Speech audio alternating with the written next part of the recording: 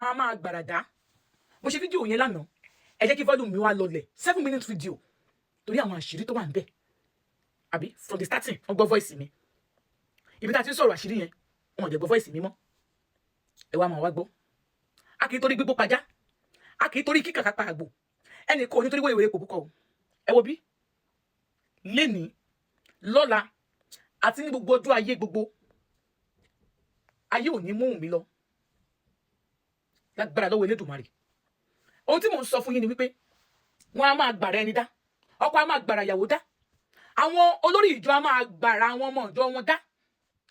Bẹ́ẹ̀ ni olórí ìjọ tí mò ń sọ pé ó lè jẹ́ pé ti pásítọ̀ o, ó lè jẹ́ pé ti àfá o, kódà ó lè jẹ́ ti babaláwo, ó lè jẹ́ toníṣègùn, wọn a máa gbàrà dá. Àwọn tó yẹ kẹ́ ẹ bẹ̀rù jù, mo sọ nípa àwọn tó ń ta cream fún yín, àwọn organic cream, bí arábìnrin kan ṣe ra cream yẹn táyé ẹ fẹ́ bàjẹ́ ọpọlọpọ Elédùmarè. Mo sọ yẹn fún yín. Tẹ́ ẹ bá gbàgbé arábìnrin kan tó sọ lọ́sẹ̀ fídíò kan gbà pé àwọn lọ́sọ̀tọ̀ pásítọ̀ kan ibi táwọn ti ń gbàdúrà, àwọn wá ríran ọkọ̀ lórí ìran o, àwọn aláwọ̀ ríran. Wọ́n wá ní kẹ́gbẹ̀dì jáde, wọ́n tẹ aṣọ kan sílẹ̀ lẹ̀, wọ́n sì bá wọn sùn nínú ìjọ náà lọ́hùn. Fídíò yẹn ó tàn káàkiri, wọ́n á máa gbàràdà. Àwọn oníṣègùn tí wọ́n ń ṣe ẹgbẹ́ ṣe nítorí TikTok yìí àbí lórí ẹni social media. Àwọn olùmíràn ti bọ́ sínú ogun. Ó máa ń tọ́ ṣàánú. Ọ̀ṣàánú ti bá jẹ́ tà, bóyá ìtí mo ṣe tó pọ̀, tèmi náà ń lò tó pọ̀ tó kù, mo lè ṣe tó pọ̀. Mo lè ṣe kó 20, màá wá tàn bẹ́ẹ̀. Ṣó ti yé yín? Mo kódà olè wá bá mi kó fẹ́ bọ́rí kí n tẹ̀ lóhùn, ó lè wá sọ pé mi ò ń ṣe. Olè ló fẹ́ gbẹgbẹ́, ó lè wá sọ pé mi ò ń ṣe. Torí mi ò ráyè tó pọ̀ dé gbogbo level yẹn. Àwọn mo sọ fún yín pé wọ́n máa gbàrà ẹni dá. Arábìnrin kan ra cream lọ́wọ́ oní cream kan lórí social media yìí. Ó wà lò. Ó jẹ́ nǹkan tó máa ń funra nǹkan ni. Gbogbo òun ẹ̀ fẹ́ dàrú di pé Ọlọ́run ọba ló yọ. Wọ́n ti lo gbàràdá fún un. Wọ́n máa gbàrà ẹni dá. Gbogbo ẹ̀yin tó dé pé lágbájá kan ẹgbẹ́ tẹ́ bàjẹ́ dé, lágbájá kan ó ń ṣe kíní kan ẹ ti kílìṣì ẹ ti bẹ̀rẹ̀ sí ṣe kíní kan, wọ́n máa gbàrà ẹni dá níbi oúnjẹ. Àrà tó wà burú jù láti gbàdá, ìbálòpọ̀, oúnjẹ, aṣọ wíwọ̀. Ẹni yẹn tó bá rí fídíò mi yóò mọ̀ra rẹ̀. Mo mọ̀ pé bàtẹ́ fún mi ní nǹkan náà, mo mọ̀. Àmọ́ torí pé àwọn tó fún yín àwọn kan yìí ẹni ojú ni ẹ̀ fi ríran ẹ̀mọ́ tó yẹ kẹ́ ẹ lò sí.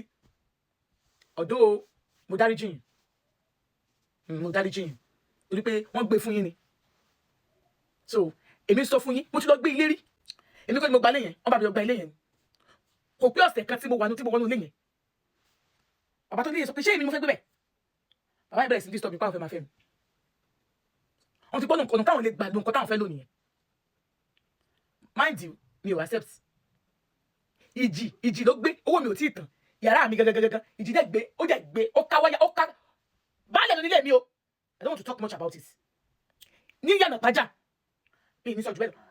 Ìjì, ó dẹ̀ ṣe, yàrá mi gangan kò gbé ààbò mi o. Ìjì dẹ̀ gbé, ó dẹ̀ gbé slate ẹ̀, ó dẹ̀ gbé, ó dẹ̀ fọ́, omi dẹ̀ bẹ̀rẹ̀ sí dáwọ́ nílé mi.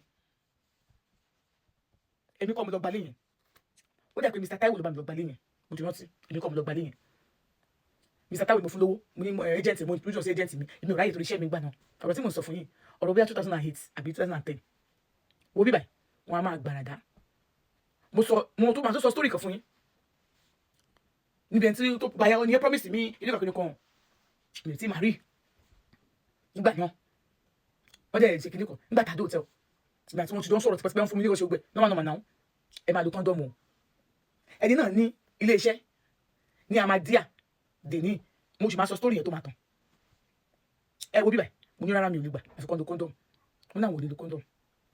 Wọ́n sì disturb mi, wọ́n sì ní sùn bó sì sùn. Wọ́n ní kí order anything, bóyá order oúnjẹ, ọjọ́ àpò di engine yẹn. But tí mo lọ dẹ̀ fún mi 20k. And don't promise me 450.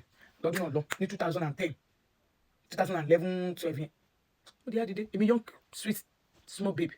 Bóyá ìdí mi yá bá tèmi lọ, ǹjẹ́ kó yẹ fẹ́ mọ̀ mi lójú, wọ́n máa gbà dáadáa. My dear, wọ́n bí tí wà tí, mi ò, àwọn cream, ẹ má wọrí, wọ́n á gbàràdá o. Ọlọ́run ní kó bá wa, ó dàbọ̀.